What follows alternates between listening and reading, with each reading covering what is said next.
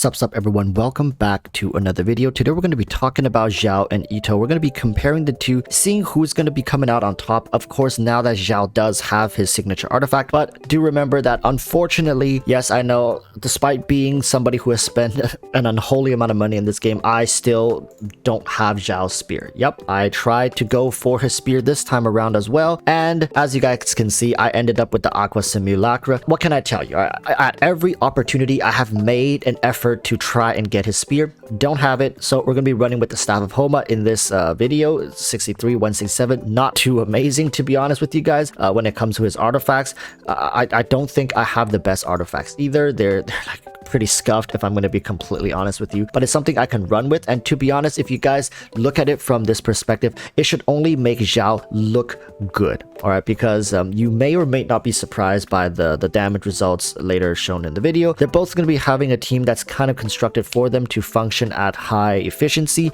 to kind of tackle some of their weaknesses, at least the weaknesses I have for them in my current build, because depending on what you have, what subsets you have for these characters, you may or may not be having these issues at all. So let's start talking about Xiao, because I think Xiao's biggest strength is his ability to dominate any content in the game. I mean, it's like it's events, grouped mobs, bosses, elite mobs, you name it. Xiao pretty much mows through them with relative ease. And the same could be said for Itto. I guess these are strengths that's shared by both of these characters. I want to remind you guys, Xiao has been functioning for the longest time with no support really. If you look at the team that I've constructed for Xiao here, it's not really a team that you can say, wow, these guys were made for Xiao. Not really. Whereas if you see Itto's team, you can easily point to, that one that's like, okay, that one fits Itto pretty damn well. In fact, you probably say that's like best in slot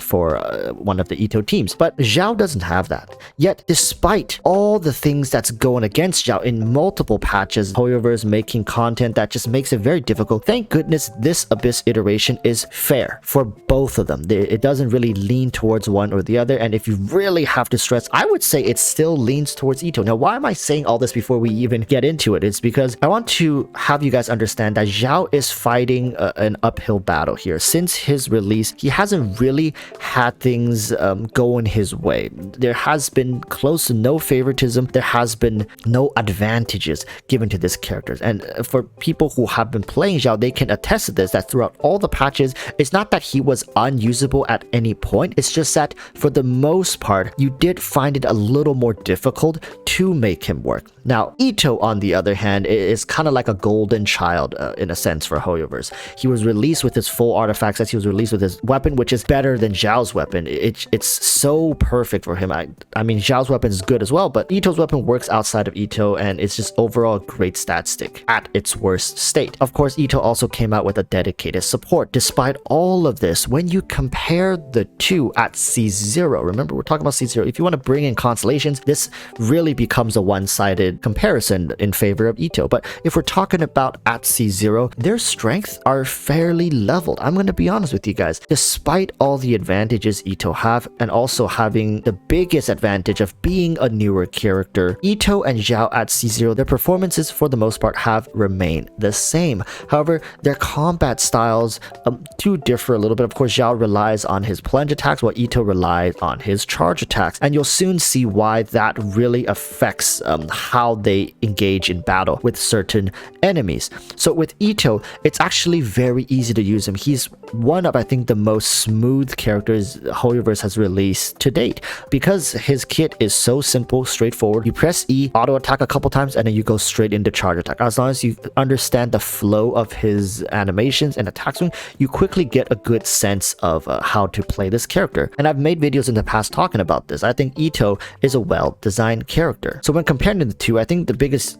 things we have to look at is the advantages of Geode, the advantages of a Nemo, and of course combat styles. When it comes to Itto, I think you have to be a little smart with your positioning and how you group enemies together. As you see in the video on screen, that it's beneficial when enemies themselves kind of spawn right into where you're hitting, but that's not going to be always the case. And really, for the most part, during Itto combat, I'm just thinking about what ways or how do I position myself to maybe get the biggest hit, because right, his burst doesn't last forever, and you need to make sure that every hit counts. You don't want to have any downtime. For Xiao, I really couldn't care less. He has additional movement speed. He's zooming all over the map, and of course, whenever he plunges, it's an AoE attack that hits everything in a circle. You don't really care much. But there's one thing that I think a lot of people don't talk about Xiao. I mean, some do, but most people kind of just gloss over this. Is the fact that when you use Xiao's plunge attacks, it actually hits mobs back. It makes mobs stagger backwards, and eventually, yeah, they do stagger out of your plunge AoE. It's a thing, and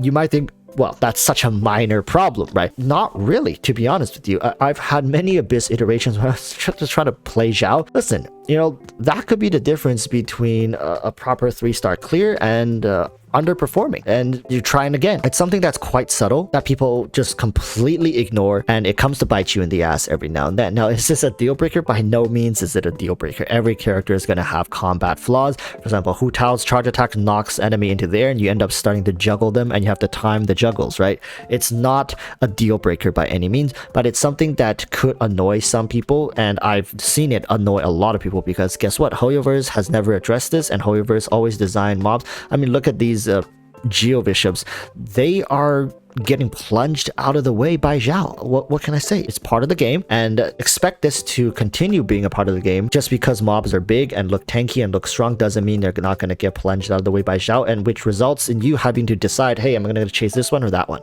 right? Itto, for the most part, has a similar issue, but when you're charge attacking with Itto, yeah, you're pushing them back, but at the same time, you are keeping up with them. You are closing that gap through your own combat. There's been a long time since that I haven't had to really chase mobs with Xiao, and you'll see why chasing mobs with Xiao becomes such a big problem, because throughout time, even mobs that are unpushable by Xiao's plunge attack have had mechanics built into them that just run all over the map. The Golden Wolf Lord, you got the Magagenki, you got the Rift Hounds as well. Mobs just don't like to stay in place. What can I tell you? And for both of these characters, I guess it's a flaw in a way, is that when they disappear, when they're locked in animation, teleporting all over the map, what are you doing with your burst skill, really, right? They're still ticking down. You can't switch out of them. Neither of these characters allows you to switch out of your burst skill without it going on cooldown. So at the end of the day, there are a lot of mechanics in the game that makes it feel a little awkward playing them. But again, by no means a deal breaker. I just want to compare the two, and in a way, it's a lot of similarities and very little differences between them, because guess what? At the end of the day, they're two characters that share a very similar playstyle. But if you're watching this video wondering who does more damage, who is more meta, if we're talking about at C0, they really do the same damage, honestly. But if you want to talk about the future, scaling them up, building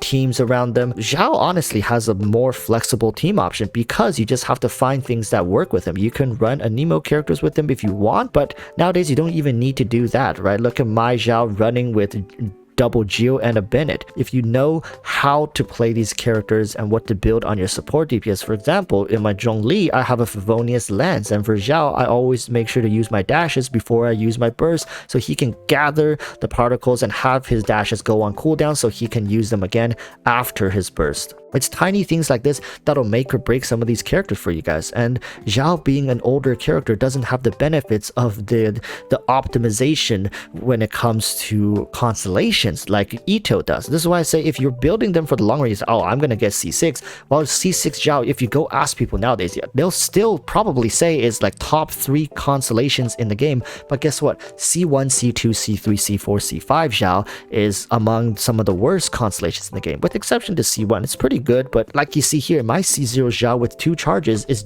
dealing with it fine.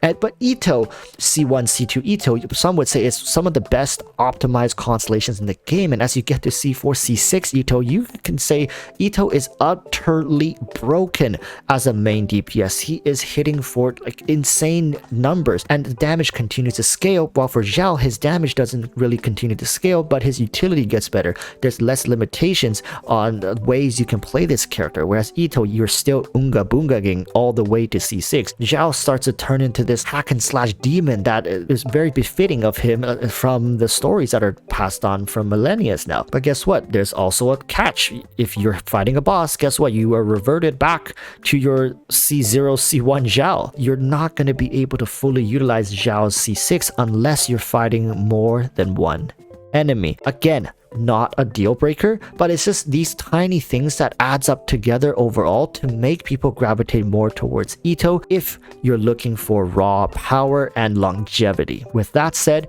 I still think that Xiao is very much a playable unit, just like many other 5-stars, even the older ones, but you have to put a little more attention into him. You need to make sure to cover for some of his flaws. It's not a plug and play character. There are a ton of guides that are online, updated guides as well, that show you how you can draw out the most from your Xiao. But for Itto, he's really just a plug and play character. If you have the team available, you have a Goro, you have a Zhongli, you're fine. You have a Goro, you have an Albedo, you're fine. In fact, if you have an Albedo, you have a Zhongli, you're fine. Some people even play with Noelle and Zhongli. Is it optimal? No, because Noelle kind of takes up a little too much field time at times. Itto does most of the heavy lifting. You don't really need an insane amount of buffing additionally to make him work. And same with Xiao. In a way, you can call them hyper carries, which we don't have too many of if you really think about it. So take your pick. Just know that there really isn't a wrong option here, but objectively speaking, Itto is going to be a higher efficiency character if you have all the pieces in place, and also is going to likely last you much longer into the future when you start picking up constellations as compared to Xiao. Okay, with that said, thank you guys for watching. I look forward to hearing what you guys to say. Xiao players, how are you feeling? Itto players, how are you feeling? Until next time, I urge you all to stay safe and peace.